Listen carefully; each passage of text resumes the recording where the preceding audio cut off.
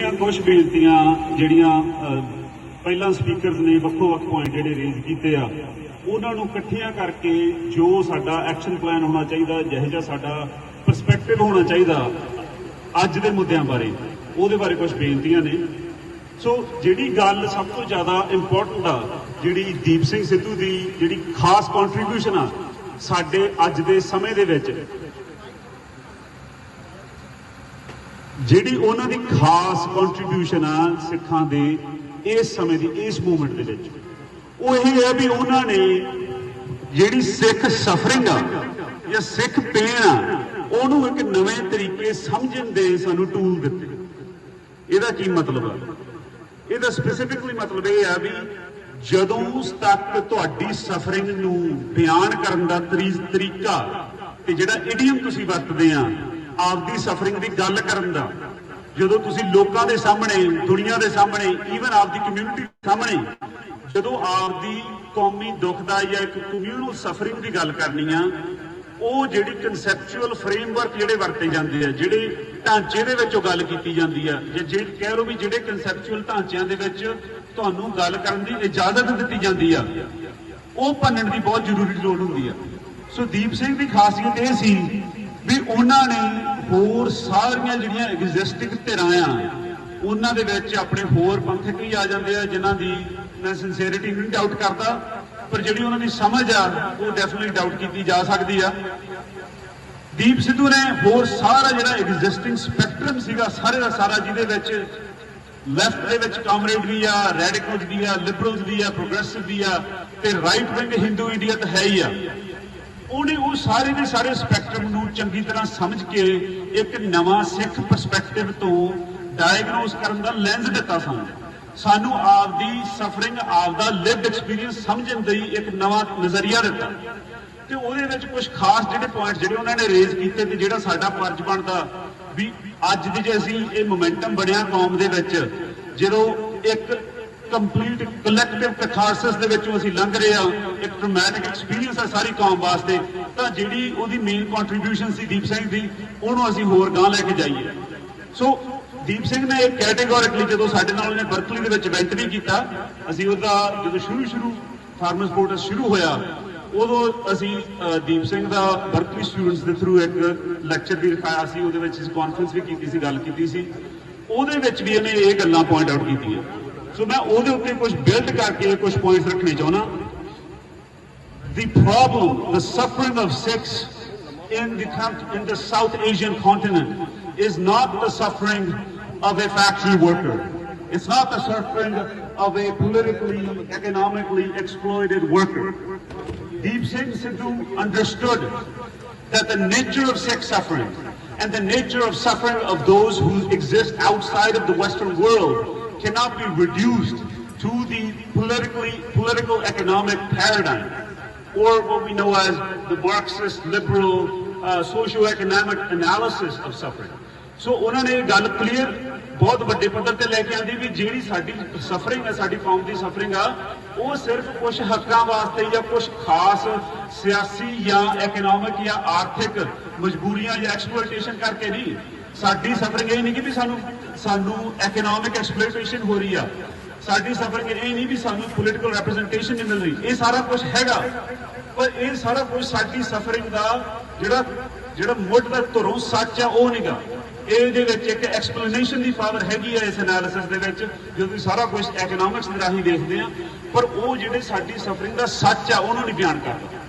ਸੋ ਸਾਡੀ ਹੋਂਦ ਤੇ ਹੋਰ ਜਿਹੜੇ ਨਾਨ ਬ੍ਰਾਹਮਣ ਹਿੰਦੂਜ਼ ਨੇ ਜਿਹੜੇ ਲੋਅਰ ਕਾਸਟ ਨੇ ਜਿਹੜੇ ਦਲਿਤ ਨੇ ਜਿਹੜੇ ਮੁਸਲਿਮ ਮਲੇਸ਼ ਨੇ ਜਾਂ ਜਿਵੇਂ ਸਾਨੂੰ ਇਹ ਸ਼ੂਦਰ ਚੰਡਾਲ ਕਹਿੰਦੇ ਆ ਸਾਡੀ ਜਿਹੜੀ ਹੋਂਦ ਇੰਡੀਆ ਦੇ ਵਿੱਚ ਆ ਉਹ ਵੈਸਟ ਦੇ ਵਿੱਚ ਉਹਦਾ ਇੱਕ ਟਰਮ ਆ ਵੀ ਸੋਸ਼ਲੀ ਡੈਡ।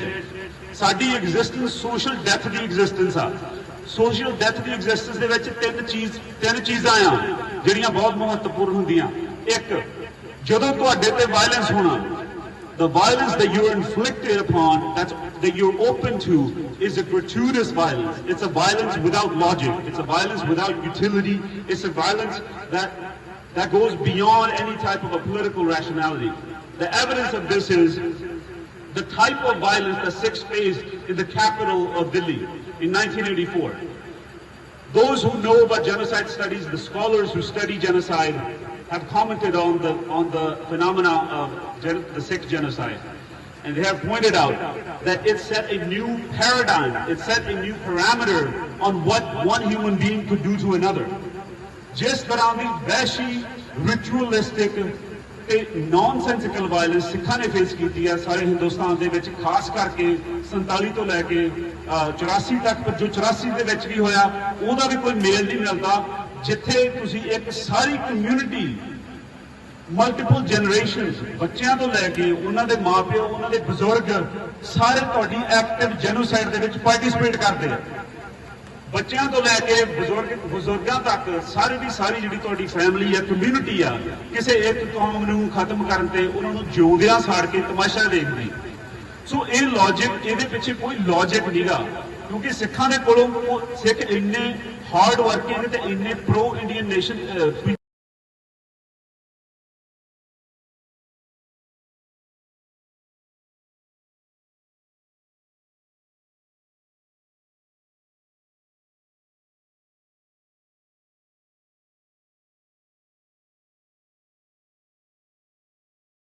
हुकूमत का जमाना सी, उस तो बाद अफगानी धाड़वियां का हुकूमत का जमाना सी, जां अज ब्राह्मणवादी फैशीवादी सरकार की हुकूमत का जमाना आया।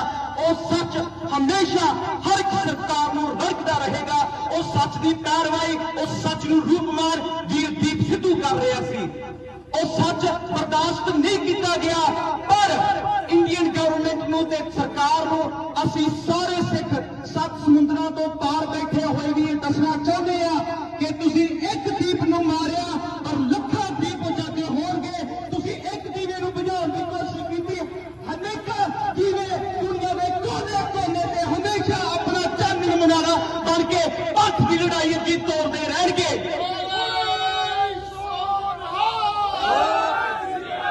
जे साडे मापियां दी पीढ़ी दे विच, जे साडे मापियां दी नस्ल दे विच संत जरनैल सिंह जी खालसा भिंडरांवालिਆਂ ने कौम के संघर्ष ਨੂੰ एक नवा मुख मोड़ के उन्हां दी तस्वीर अज हर एक पंथ दर्दी दे घर दे विच है, तां जे साडी जनरेशन दे विच असीं अपनी नस्लां नूं सिख कौम दी लड़ाई बारे दसना होवे, सिख होमलैंड दी लड़ाई बारे दसना होवे, तां असीं दूर नहीं जावांगे। असीं इस वीर दे पोलीटिकल मर्डर दे उत्ते आवांगे। याद रखना खालसा जी, ये ना कोई एक्सीडेंट सी, ना कोई दुर्घटना सी, एक बकायदा state orchestrated, state planned, state sponsored murder सी। इनू मर्डर के तरीके ही लिया जाए। Human rights watch, Amnesty International ते होर दुनिया भी मनुखी अधिकारां दियां संगठन ने दुनिया दे विच उन्हां नूं इकट्ठे करके यही मैसेज दिता जाए कि सिखां दे पोलीटिकल एक्टिविस्ट नूं इदां मौत दे घाट उतारिया जांदा कि उस तो बाद उन्हां दा कैरेक्टर असैसिनेशन कर करके, उन्हां दा पोलीटिकल असैसिनेशन कर करके उस मोड़ ते खड़ा कर दिंदी है कि उन्हां दी अपनी कौम भी उन्हां दे कारनामिਆਂ ते उंगल चके भी ये बंदे साडी नहीं सरकार दे सी। सानू यह समझण दी लोड़ है खालसा जी, ये दुश्वारियां दा दौर, ये बर्बादियां दा दौर उदों तक चलदा रहेगा जदों तक अपनी कौम आजाद नहीं हो जाती। असीं किन्ना चिर तक वीरदीप सिद्धू होर अनेके वीरां दीयां शहादतां झलदे रहांगे, बर्दाश्त करते रहांगे।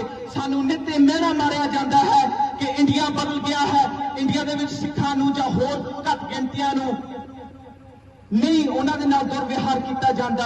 फिर दीप सिद्धू का मर्डर किस बिहार से, किस बेसिस ते किया सरकार ने? असीं किहड़ा किवें इह गल नूं बर्दाश्त कर सकते हैं? पिछले 5 दिनों तो भावें असीं 7 समुद्रों पार बैठे हैं, भावें असीं दीप सिद्धू नूं कदे मिले तक नहीं, ऐ लगदा भी साडा जिस्म दे विचों कोई अंग कट्टिया गया। ये जिहड़ा दर्द है, ये बेबसी है, इनू 2-3 दिनों तक सीमित ना रखो खालसा जी। इस दर्द नूं, इस जख्म नूं, जिवें डॉक्टर गुरभगत सिंह जी कहते सन, इस जख्म नूं सूरज बनन दिओ। तुहाडियां आउण वालियां नस्लां, तुहाडियां आउण वालियां पीढ़ियां उस सूरज तो हमेशा सेध लैंदियां रहन। ਤਾਂ ਇਹਨਾਂ ਰੈਲੀਆਂ ਕਰਨ ਦਾ, ਤਾਂ ਇਹਨਾਂ ਰੋਸ ਮੁਜ਼ਾਹਰਾ ਕਰਨ ਦਾ ਕੋਈ ਲਾਭ ਹੋਵੇਗਾ। ਸਾਨੂੰ ਪੁੱਛਣਾ ਪਵੇਗਾ ਕਿ ਪਿਛਲੇ 1839 ਤੋਂ ਬਾਅਦ ਸਿੱਖਾਂ ਨੂੰ ਇਹ ਬਾਰ-ਬਾਰ ਦੁਸ਼ਵਾਰੀਆਂ ਦਾ ਦੌਰ ਦਾ ਸਾਹਮਣਾ ਕਿਉਂ ਕਰਨਾ ਪੈ ਰਿਹਾ ਹੈ? ਇਹ ਤਾਂ ਕਰਨਾ ਪੈ ਰਿਹਾ ਹੈ ਕਿਉਂਕਿ ਅਸੀਂ ਗੁਰੂ ਦੇ ਬੋਲ ਨੂੰ ਤੇ ਸਿੱਖੀ ਦੇ ਪਾਕ ਜਜ਼ਬੇ ਨੂੰ ਅਸੀਂ ਆਪਣੇ ਸੀਨਿਆਂ ਦੇ ਵਿੱਚ ਉਜਾਗਰ ਨਹੀਂ ਕਰਦੇ। ਸੰਤ ਜਰਨੈਲ ਸਿੰਘ ਜੀ ਕੌਣ ਸਨ? ਉਹ ਕੇਵਲ ਇੱਕ ਸੱਚੇ ਸਿੱਖ ਸਨ। ਇੱਕ ਵੀ ਸੱਚਾ ਸਿੱਖ ਜਦ ਤੱਕ ਦੁਨੀਆ ਦੇ ਤਖਤੇ ਤੇ ਜਿੰਦਾ ਰਹੇਗਾ ਉਦੋਂ ਤੱਕ ਕਦੇ ਵੀ ਹਮੇਸ਼ਾ ਕੂੜ ਦੀਆਂ ਸਰਕਾਰਾਂ ਤੇ ਦਹਿਸ਼ਤਗਰਦ ਸਰਕਾਰਾਂ ਹਮੇਸ਼ਾ ਖੌਫ ਖਾਂਦੀਆਂ ਰਹਿਣਗੀਆਂ। ਪਿਛਲੇ ਸਾਡੀ ਤਾਰੀਖ ਦੇ ਇਤਿਹਾਸ ਦੇ ਵਿੱਚ ਹਮੇਸ਼ਾ ਜਦੋਂ ਵੀ ਇਹ ਦੁੱਖ ਸਾਡਾ ਸਾਹਮਣਾ ਕਰਨਾ ਪਿਆ, ਭਾਵੇਂ ਉਹ ਸਾਹਿਬਜ਼ਾਦਿਆਂ ਦੀ ਸ਼ਹੀਦੀ ਸੀ, ਉਸ ਤੋਂ ਬਾਅਦ ਹਮੇਸ਼ਾ ਕੌਮ ਨੇ ਇੱਕ ਨਵਾਂ ਮੁੱਖ ਮੋੜਿਆ, ਇੱਕ ਨਵਾਂ ਰੁੱਖ ਇਤਿਹਾਸ ਦਾ ਸਿਰਜਿਆ। ਭਾਵੇਂ ਉਹ ਸਾਹਿਬਜ਼ਾਦਿਆਂ ਦੀ ਸ਼ਹੀਦੀ ਸੀ, ਉਸ ਤੋਂ ਬਾਅਦ ਬਾਬਾ ਬੰਦਾ ਸਿੰਘ ਬਹਾਦਰ ਦਾ ਰਾਜ ਇੱਕ ਮਿਸਾਲ ਹੈ। ਜਦੋਂ ਵੱਡਾ ਘੱਲੂਘਾਰਾ ਹੋਇਆ, ਉਸ ਤੋਂ ਬਾਅਦ 3 ਮਹੀਨਿਆਂ ਦੇ ਵਿੱਚ ਸਾਡੇ ਵਡੇਰਿਆਂ, ਸਾਡਿਆਂ ਬਜ਼ੁਰਗਾਂ ਨੇ ਲਾਹੌਰ ਦੇ ਤਖਤ ਦੇ ਉੱਤੇ ਖਾਲਸਾ ਰਾਜ ਦਾ ਪਰਚਮ ਲਹਿਰਾ ਦਿੱਤਾ ਸੀ। ਇਹ ਉਸ ਗੱਲ ਦਾ ਸਬੂਤ ਹੈ। ਇਸ ਦਰਦ ਨੂੰ ਸੂਰਜ ਬਣਾਓ ਖਾਲਸਾ ਜੀ, ਸੂਰਜ ਬਣਾਏ ਬਗੈਰ ਇਹ ਰੈਲੀਆਂ, ਇਹ ਰੋਸ ਮੁਜ਼ਾਹਰੇ ਕਦੇ ਵੀ ਆਪਣੀ ਉਹ ਅਸਲ ਕੀਮਤ ਨਹੀਂ ਪੈਦਾ ਕਰ ਸਕਣਗੇ ਜਿਸ ਕੀਮਤ ਨੂੰ ਅੱਜ ਪੈਦਾ ਕਰਨ ਦੀ ਸਖਤ ਲੋੜ ਹੈ। ਇੱਕ ਅਖੀਰ ਦੇ ਵਿੱਚ ਪ੍ਰੋਫੈਸਰ ਹਰਿੰਦਰ ਸਿੰਘ ਜੀ ਮਹਿਬੂਬ ਦੇ ਕਥਨ, ਜਿਹੜੇ ਤੁਸੀਂ ਪੋਸਟਰ ਵੀ ਫੜੇ ਹੋਏ ਹਨ, ਦੀਪ ਸਿੱਧੂ ਦੀ ਫੋਟੋ ਦੇ ਨਾਲ ਇੱਕ ਸਤਰ ਲਿਖੀ ਹੋਈ ਹੈ ਕਿ ਤੂੰ ਬੌੜੀ ਕਲਗੀ ਵਾਲਿਆ ਕੋਈ ਦੇਸ ਨਾ ਸਾਡਾ। ਬਾਰ-ਬਾਰ ਸਾਨੂੰ ਦੁਸ਼ਮਣ, ਭਾਵੇਂ ਉਹ ਬਿੱਲਾਂ ਦੇ ਰਾਹੀਂ ਹੋਵੇ ਜਾਂ ਜੱਗੀ ਜੌਲ ਵਰਗੇ ਵੀਰਾਂ ਨੂੰ ਤਾੜ ਕੇ ਹੋਵੇ ਜਾਂ ਦੀਪ ਸਿੱਧੂ ਵਰਗੇ ਵੀਰਾਂ ਨੂੰ ਇੱਕ ਸਟੇਟ ਆਰਕੈਸਟ੍ਰੇਟਡ ਮਰਡਰ ਦੇ ਨਾਲ ਮਾਰ ਕੇ ਹੋਵੇ, ਜ਼ਾਲਮ ਹਮੇਸ਼ਾ ਸਾਨੂੰ ਅਹਿਸਾਸ ਕਰਾਉਂਦਾ ਹੈ, ਪਰ ਅਸੀਂ ਉਸ ਅਹਿਸਾਸ ਨੂੰ ਆਪਣੇ ਅੰਦਰੋਂ ਮੰਨਦੇ ਨਹੀਂ। ਜੇ ਮੰਨਦੇ ਹੋਈਏ ਫਿਰ ਇਹ ਦੁਸ਼ਵਾਰੀਆਂ ਦਾ ਦੌਰ ਖਾਲਸਾ ਪੰਥ ਨੂੰ ਅੱਜ ਨਹੀਂ ਦੇਖਣਾ ਪਵੇਗਾ। ਆਓ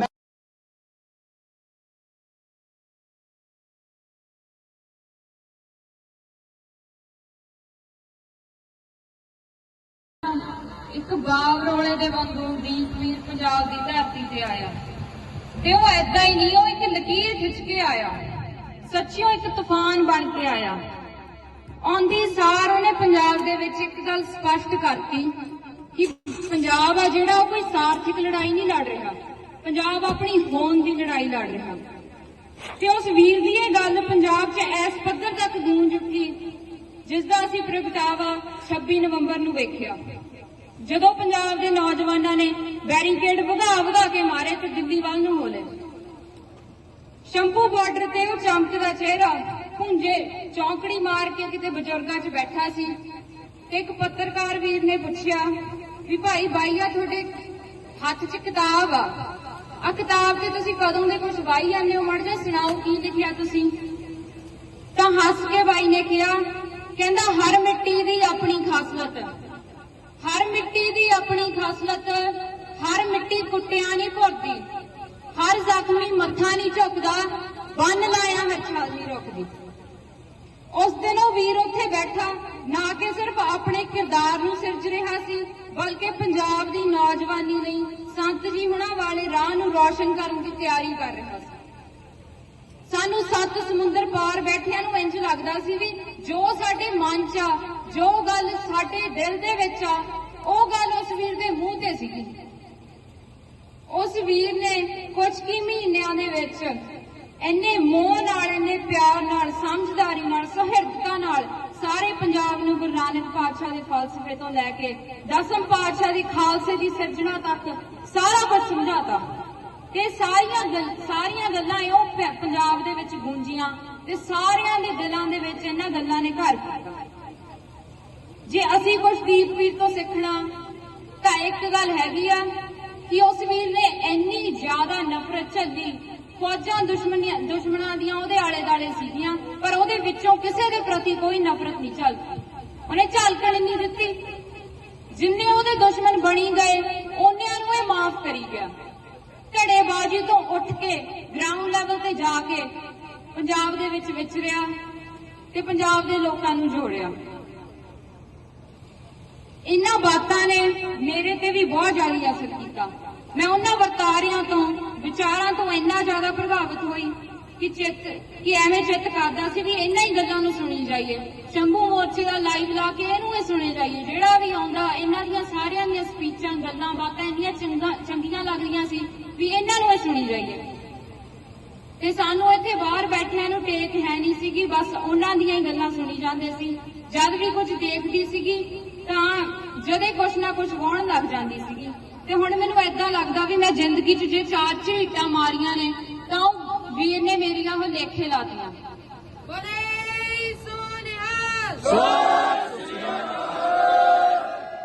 ਪਰ ਹੁਣ ਅੱਜ ਅਸੀਂ ਕਿੱਥੇ ਖੜੇ ਆ? ਅਸੀਂ ਦੀਪਵੀਰ 'ਚੋਂ ਇੱਕ ਲੀਡਰ ਦੇਖਦੇ ਸੀਗੇ, ਪਰ ਇਹ ਲੀਡਰ ਕਿੱਥੋਂ ਪੈਦਾ ਹੋ ਗਿਆ? ਕਿਸੇ ਖਲਾ 'ਚੋਂ ਤਾਂ ਨਹੀਂ ਪੈਦਾ ਹੋ ਗਿਆ। ਉਸ ਵੀਰ ਨੇ ਲਾਕਡਾਊਨ ਦੇ ਵਿੱਚ ਕਿਤਾਬਾਂ ਪੜ੍ਹੀਆਂ, ਲਿਟਰੇਚਰ ਪੜ੍ਹਿਆ ਤੇ ਫਿਰ ਉਹ ਪੰਜਾਬ ਦੀ ਧਰਤੀ ਤੇ ਆਇਆ ਤੇ ਫਿਰ ਉਹ ਲੋਕਾਂ ਦੇ ਨਾਲ ਵਿਚਰਿਆ ਤੇ ਉਹ ਆਪ ਸਿੱਖਦਾ ਕਦੋਂ ਲੋਕੀ ਉਹਨੂੰ ਇੱਕ ਲੀਡਰ ਵਾਂਗੂ ਦੇਖਣ ਲੱਗੇ, ਪਤਾ ਹੀ ਨਹੀਂ ਲੱਗਿਆ। ਲੋਕ ਰੈਜ਼ੋਨੇਟ ਕਰਨ ਲੱਗੇ ਉਹਦੇ ਨਾਲ ਕਿ ਹਾਂ ਜੋ ਸਾਡੇ ਇੱਥੇ ਪਿਆ ਉਹ ਇਹ ਬੰਦਾ ਬੋਲ ਰਿਹਾ, ਸਾਰਿਆਂ ਨੂੰ ਦੱਸ ਰਿਹਾ, ਲਲਕਾਰ ਰਿਹਾ। ਕਹਿੰਦਾ ਹੁੰਦਾ ਸੀ ਅਸੀਂ ਰਾਹਾਂ ਦੇ ਰੋੜੇ ਹੀ ਸਹੀ, ਅਸੀਂ ਰਾਹਾਂ ਦੇ ਰੋੜੇ ਹੀ ਸੀ, ਪਰ ਸਿੱਧੇ ਜਾ ਕੇ ਸਿਸਟਮ ਦੇ ਮੱਥੇ 'ਚ ਵੱਜਾਂਗੇ। ਹੁਣ ਸਾਡਾ ਵੀ ਇਹੀ ਮਕਸਦ ਆ ਵੀ ਜਿਵੇਂ ਵੀ ਆ, ਜੋ ਵੀ ਆ, ਸਿੱਧੇ ਚਟਾਨ ਬਣ ਕੇ ਇਸ ਹਿੰਦੁਸਤਾਨ ਦੇ ਭੈੜੇ ਸਿਸਟਮ ਦੇ ਮੂਹਰੇ ਖੜਨਾ ਆ। ਤੁਹਾਡੀ ਜ਼ਿੰਮੇਵਾਰੀ ਆ, ਤੁਸੀਂ ਇਸ ਅੱਗ ਨੂੰ ਆਪਣੇ ਅੰਦਰ ਵਲਦੀ ਰੱਖਣਾ ਜਿਵੇਂ ਦੀਪਵੀਰ ਨੇ ਵਲਦੀ ਰੱਖਿਆ ਸੀ। ਉਹਦੇ ਅੰਦਰ ਇੱਕ ਚਿਣਗ ਲੁਕੀ ਹੋਈ ਸੀ ਤੇ ਜਦੋਂ ਉਹਨੇ ਉਹਨੂੰ ਲੱਭਿਆ, ਉਹਨੇ ਉਹਨੂੰ ਠੰਡਾ ਨਹੀਂ ਪੈਣ ਦਿੱਤਾ। ਉਹ ਜਾਈ ਗਿਆ, ਜੋ ਮੂਹਰੇ ਆਇਆ ਕੋਈ ਪਰਵਾਹ ਨਹੀਂ, ਬਸ ਤੁਰੀ ਗਿਆ। ਤੇ ਹੁਣ ਸਾਡੀ ਵੀ ਇਹੀ ਜ਼ਿੰਮੇਵਾਰੀ ਆ ਕਿ ਅਸੀਂ ਉਸ ਦੀਪ ਨੂੰ ਆਪਣੇ ਅੰਦਰ ਜਗਾ ਕੇ ਰੱਖਣਾ ਤੇ ਅਸੀਂ ਉਹਦੇ ਰਾਹ ਤੇ ਤੁਰਨਾ। ਵਾਹਿਗੁਰੂ ਜੀ ਕਾ ਖਾਲਸਾ, ਵਾਹਿਗੁਰੂ ਜੀ ਕੀ ਫਤਿਹ।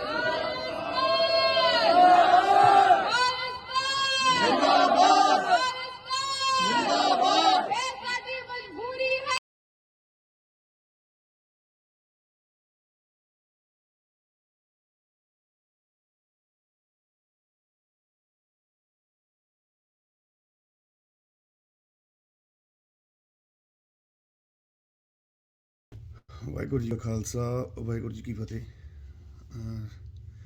ਸਾਰੀ ਸਾਧ ਸੰਗਤ ਨੂੰ ਇਸ ਗੱਲ ਦਾ ਪਤਾ ਕਿ ਸਾਡਾ ਦੀਪ ਵੀ ਸਾਡੇ ਅੱਜ ਵਿੱਚ ਨਹੀਂ ਹੈਗਾ ਤੇ ਉਹਦੇ ਜਾਣ ਦਾ ਘਾਟਾ ਅਸੀਂ ਕਦੀ ਪੂਰਾ ਨਹੀਂ ਕੀਤਾ ਜਾ ਸਕਦਾ। ਪਰ ਜੇ ਅਸੀਂ ਉਹਦੀ ਸੋਚ ਨੂੰ ਜਾਂ ਉਹਦੇ ਮਕਸਦ ਨੂੰ ਥੋੜ੍ਹਾ ਜਿਹਾ ਅੱਗੇ ਵੀ ਵਧਾ ਸਕੀਏ ਤਾਂ ਇਹ ਹੀ ਸਾਡੀ ਇੱਕ ਉਹਦੇ ਜਾਣ ਤੇ ਬਾਅਦ ਉਹਨੂੰ ਸੱਚੀ ਸ਼ਰਧਾਂਜਲੀ ਹੋਊਗੀ। ਬਾਕੀ ਗੱਲਾਂ ਜਿਹੜੀਆਂ ਦੀਪ ਬਾਈ ਕਰਦਾ ਹੁੰਦਾ ਸੀ, ਦੀਪ ਬਾਈ ਇੱਕੋ ਗੱਲ ਕਹਿੰਦਾ ਹੁੰਦਾ ਸੀ ਕਿ ਕੋਈ ਵੀ ਲੜਾਈ ਜਦੋਂ ਲੜੀ ਜਾਂਦੀ ਆ ਤੇ ਸਾਰੀਆਂ ਲੜਾਈਆਂ ਦੇ ਮਨੋਰਥ ਜਿਹੜੇ ਉਹ ਜਿੱਤ ਹਾਰ ਦੇ ਨਹੀਂ ਹੁੰਦੇ।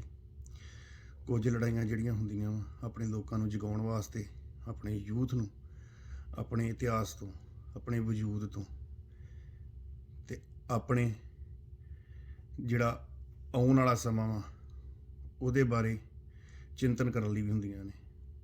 ਸੋ ਦੀਪ ਸਿੰਘ ਦੀ ਲੜਾਈ ਜਿਹੜੀ ਸੀ ਉਹ ਸਿਰਫ ਜਿੱਤ ਹਾਰ ਲਈ ਉਹਦੇ ਕੋਈ ਮਾਇਨੇ ਨਹੀਂ ਸੀ। ਉਹਦਾ ਮਕਸਦ ਸਿਰਫ ਆਪਣੇ ਯੂਥ ਨੂੰ ਆਪਣੇ ਇਤਿਹਾਸ ਨਾਲ, ਗੁਰੂ ਸਾਹਿਬ ਦੇ ਸਿਧਾਂਤ ਨਾਲ ਤੇ ਆਉਣ ਵਾਲੇ ਸਮੇਂ ਵਿੱਚ ਸਿੱਖ ਕੌਮ ਤੇ ਪੈਣ ਵਾਲੀਆਂ ਭੀੜਾਂ ਔਕੜਾਂ ਦਾ ਤੋਂ ਜਾਣੂ ਕਰਵਾਉਣ ਦੀ ਲੜਾਈ ਸੀ।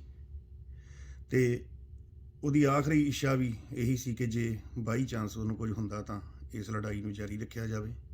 ਸੋ ਆਪਣੀ ਸਾਰੇ ਵੀਰਾਂ ਦੀ ਜ਼ਿੰਮੇਵਾਰੀ ਬਣਦੀ ਹੈ ਕਿ ਅਸੀਂ ਉਹਦੀ ਇਸ ਲੜਾਈ ਨੂੰ ਅੱਗੇ ਲੈ ਕੇ ਵਧੀਏ, ਆਪਣੇ ਯੂਥ ਨੂੰ, ਆਪਣੀ ਕੌਮ ਨੂੰ ਸਮਰਪਿਤ ਹੋਈਏ ਤੇ ਆਪਣੇ ਨਾਲ ਸਾਰੇ ਜੁੜੇ ਵੀਰਾਂ ਦੀ ਇਹ ਜ਼ਿੰਮੇਵਾਰੀ ਬਣਦੀ ਹੈ ਕਿ ਅਸੀਂ ਜਿਵੇਂ ਉਹਦਾ ਇੱਕ ਇਹ ਤਰੀਕਾ ਸੀ ਯੂਥ ਨੂੰ ਆਪਣੇ ਨਾਲ ਜੋੜ ਕੇ ਚੱਲਣ ਦਾ, ਉਹਦੀ ਜਿਹੜੀ ਸੋਚ ਸੀ, ਉਹਦੀਆਂ ਜਿਹੜੀਆਂ ਗੱਲਾਂ ਸੀ, ਉਹ ਯੂਥ ਨੂੰ ਕਾਫੀ ਹੱਦ ਤੱਕ ਆਪਣੇ ਨਾਲ ਲੈ ਕੇ ਚੱਲਣ ਵਾਲੀਆਂ ਸੀ ਤੇ ਕਾਫੀ ਯੂਥ ਉਹਦੇ ਵੱਲ ਐਗਰੈਸਿਵ ਵੀ ਸੀ। ਹੁਣ ਸੋ ਮੇਰੀ ਇੱਕ ਬੇਨਤੀ ਹੈ ਸਾਰੀ ਸਾਧ ਸੰਗਤ ਨੂੰ ਕਿ ਆਪਾਂ ਉਹ ਸੋਚ ਨੂੰ ਜਿੰਦਾ ਰੱਖਣਾ, ਉਹਦੀ ਸੋਚ ਨੂੰ ਅੱਗੇ ਲੈ ਕੇ ਵਧਣਾ ਵਾ ਤੇ ਇਹਦੇ ਲਈ ਸਾਨੂੰ ਜਿਹੜਾ ਵਾ ਉਹ ਇਕਜੁੱਟ ਹੋ ਕੇ ਕੰਮ ਕਰਨਾ ਪੈਣਾ ਵਾ, ਕਿਉਂਕਿ ਇਸ ਵੇਲੇ ਯੂਨਿਟੀ ਹੀ ਸਾਡੀ ਤਾਕਤ ਆ ਮੇਰੀ ਸਾਰੀ ਸਿੱਖ ਸੰਗਤ ਅੱਗੇ ਅਰਦਾਸ ਬੇਨਤੀ ਆ ਕਿ ਆਪਾਂ ਆਉਣ ਵਾਲੇ ਸਮੇਂ ਦੇ ਵਿੱਚ ਆਪਣੇ ਯੂਥ ਲਈ ਕੋਈ ਇਦਾਂ ਦੇ ਵਸੀਲੇ ਕਰੀਏ ਕਿ ਸਾਡਾ ਸਾਰਾ ਯੂਥ ਜਿਹੜਾ ਵਾ ਉਹ ਆਪਣੇ ਇਤਿਹਾਸ ਤੋਂ, ਆਪਣੀ ਕੌਮ ਤੋਂ ਤੇ ਆਪਣੀ ਹੋਂਦ ਤੋਂ ਜਾਣੂ ਹੋਵੇ।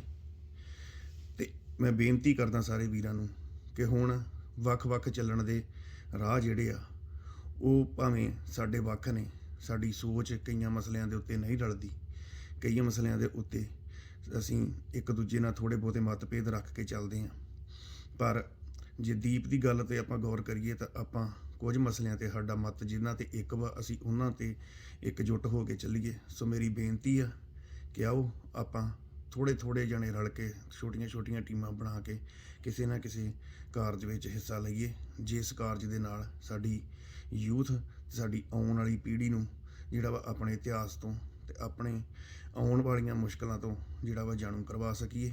ਦੀਪ ਵੀਰ ਦੀ ਵੀ ਇਹੋ ਖਵਾਹਿਸ਼ ਸੀ, ਉਹ ਹਮੇਸ਼ਾ ਕਹਿੰਦਾ ਹੁੰਦਾ ਸੀ ਕਿ ਸਾਡੇ ਯੂਥ ਨੂੰ ਜਾਗਣ ਦਾ ਸਮਾਂ ਵਾ। ਜਿੰਨਾ ਚਿਰ ਸਾਡਾ ਯੂਥ ਇਹ ਸੱਭਿਆਚਾਰ ਦੇ ਜਿਹੜੇ ਨਕਲੀ ਘੇਰੇ ਦੇ ਵਿੱਚ ਜਿਹੜਾ ਬੱਧਾ ਬੈਠਾ ਵਾ, ਇਹਨੂੰ ਆਪਣੀ ਅਸਲ ਹੋਂਦ ਤੋਂ, ਆਪਣੀ ਅਸਲ ਪਛਾਣ ਤੋਂ ਜਿਹੜਾ ਉਹ ਮੁਨਕਰ ਨਹੀਂ ਹੋਣਾ ਚਾਹੀਦਾ। ਤੇ ਜਿੰਨਾ ਚਿਰ ਸਾਡਾ ਯੂਥ ਜਿਹੜਾ ਵਾ ਸਾਡਾ ਆਪਣੇ ਵਜੂਦ ਤੋਂ ਮੁਨਕਰ ਆ, ਉਨਾ ਚਿਰ ਸਾਡੀ ਕੌਮ ਜਿਹੜੀ ਅੱਗੇ ਨਹੀਂ ਵੱਧ ਸਕਦੀ।